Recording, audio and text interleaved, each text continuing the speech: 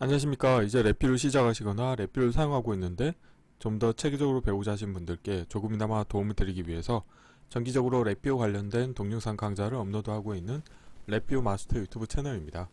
이번 시간에는 랩비오 프로그램에서 제공하고 있는 함수들 중에서 에라 클러스터를 에라의 배열로라고 하는 함수를 사용하는 방법에 대해서 살펴보도록 하겠습니다. 우선 강의를 시작하기 전에 구독과 좋아요 그리고 알람 설정 해주시면 영상을 제작하는데 큰 힘이 되겠습니다.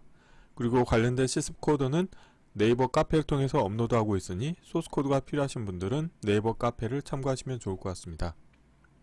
이전 강좌에 이제 여러 개의 에라 클러스터 값을 이제 병합을 하는 에라 병합 함수에 대해서 소개를 시켜 드린 적이 있는데요. 에라 병합 함수 같은 경우는 이제 설정에 따라서 모든 에라가 하나의 에라 클러스터로 다 표시되는 방법이 있는데, 이럴 경우에는 하나의 에라 클러스터에 이제 모든 에라를 표현을 하다 보니까 핸들링하기가 불편한 경우가 있으실 겁니다. 그래서 만약에 각각의 에라에 대해서 이제 별도의 에라 클러스터로 내가 데이터를 취하고 싶다 그러신 경우에는 오늘 소개해드리는 에라 클러스터를 에라의 배열로라고 하는 함수를 사용하신다고 하면은 여러 개의 에라가 발생할 경우에 이 에라 클러스터를 원소로 갖고 있는 1차원 배열 형태로 데이터를 취하실 수가 있게 되겠습니다. 관련된 함수 같은 경우는 이제 블록 다이그램의 함수 팔레트에 프로그래밍 카테고리 아래에 대화 상자 N 사용자 인터페이스 밑에 여러 에라라고 하는 카테고리가 있고요. 그 아래에 관련된 함수가 있는데 도움을 보시게 되면은 반드시 입력으로는 에라 클러스터가 인가가 돼야 되고요. 이 에라 클러스터를 인코딩된 에라의 배열로 변환을 해줍니다. 에라 클러스터에 에라가 없는 경우에는 이 VI는 빈 배열을 반환한다고 합니다. 그래서 오늘 시스팔 내용은 간단한데요. 이전 강좌에서 에라 병합과 관련돼서 간단한 시습을 진행을 했습니다. 그래서 동일한 서브 VI가 3개가 있는데 각각에 대해서 다음과 같이 에라가 정의되어 있다고 했을 때 에라 병합 함수를 통해서 이 왼쪽과 같이 하나의 에라 클러스터에 코드, 에라 코드는 첫 번째 에라 코드 넘버가 표시가 되지만 이 소스 부분에는 제이슨 포맷으로 해가지고 3개의 에라에 대해서 다음과 같이 스테이터스 코드, 소스 정보가 이렇게 표현이 되어 있습니다.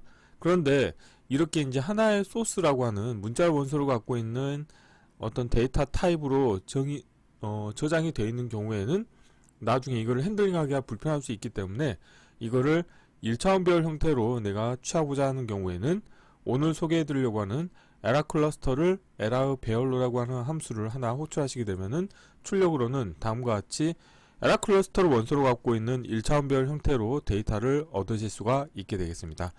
이론은 이 정도로 마치겠고요.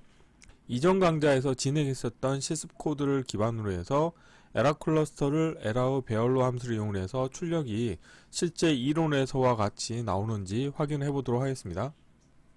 바탕화면에 이전 강좌에서 진행했었던 시습 코드를 미리 준비를 해놨는데요. 이전 강좌에서는 에라 병합 함수를 사용하는 방법에 대해서 실습을 진행했다고 하면은 이 관련된 VI를 컨트롤 C, 컨트롤 V로 복사하신 다음에 이번에는 이름을 바꾸도록 하겠습니다. 관련된 VI에 대해서 확인해 볼 텐데요. 이전 강좌에서는 에라 병합 함수를 이용해서 다음과 같이 3개의 에라가 인가가 된 경우에는 출력으로 보시는 것처럼 한번 실행을 해볼게요. 실행을 하시게 되면은 하나의 에라 클러스터로 관련된 결과를 얻으실 수가 있습니다. 그런데 이렇게 얻은 경우에는 이 에라 정보를 가지고 이제 핸들링을 하려고 할 때 별도의 또 파서가 필요한 경우가 있으실 겁니다. 그래서 이렇게 하지 않고 에라 클러스터를 원소로 갖고 있는 1차원 배열 형태로 얻고자 하는 경우에는 함수 팔레트에서 프로그래밍 카테고리 아래에서 대화 상자인 사용자 인터페이스에서 여러 에라라고 하는 카테고리 밑에 보시면 에라 클러스터를 에라의 배열로라고 하는 함수가 있습니다. 관련된 함수를 불러오시겠고요.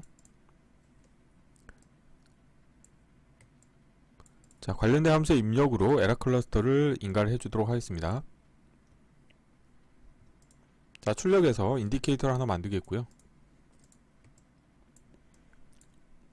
왼쪽 경계로 맞춰주도록 하겠습니다. 이렇게 하시면 블록 다이그램 코드는 다 완성이 됐고요. 여기에 주석으로 에라 에라 클러스터를 에라의 배열로라고 하는 함수 이름을 정의를 하도록 하겠습니다.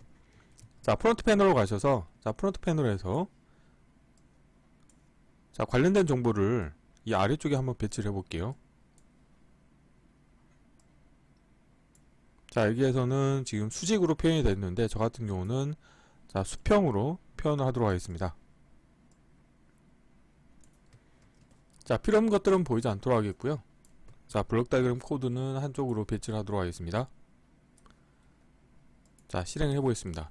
실행을 하시게 되면은 이 에라 클러스터를 에라의 배열로라고 하는 함수의 출력으로는 클러스터, 에라 클러스터를 원소로 갖고 있는 1차원별 형태로 얻으실 수가 있고, 지금 보시는 것처럼 에라가 존재하는 경우에는 각각의 에라에 대해서 하나의 원소로 정의를 하고 있습니다. 그런데 뭐 예를 들어서 입력으로 에라를 하나를 없애보도록 하겠습니다. 자, 여기를, 자, 이렇게 하시게 되면은 관련된 상수 같은 경우는 에러가 없는 경우죠. 이때는 어떻게 동작하는지 확인해 보겠습니다. 자, 실행을 하시게 되면은, 자, 두 번째 부분에 대해서는 에러가 없기 때문에 에러가 있는 경우에 대해서만 각각 표현이 되고, 자, 에라 클러스터를 에라의 배열로 함수의 출력으로도 원소가 두 개만 정의가 되는 것을 확인하실 수가 있습니다. 그래서 이번 시간에는 간단하게 랩비에서 제공하고 있는 에라 클러스터를 에라의 배열로라고 하는 함수를 이용해서 여러 개의 에라 정보가 있는 경우에는 이거를 에라 클러스터를 원소로 갖고 있는 1차원별 형태로 취하는 방법에 대해서 실습을 진행해 보았습니다. 이번 강좌는 이상으로 마치겠습니다. 감사합니다.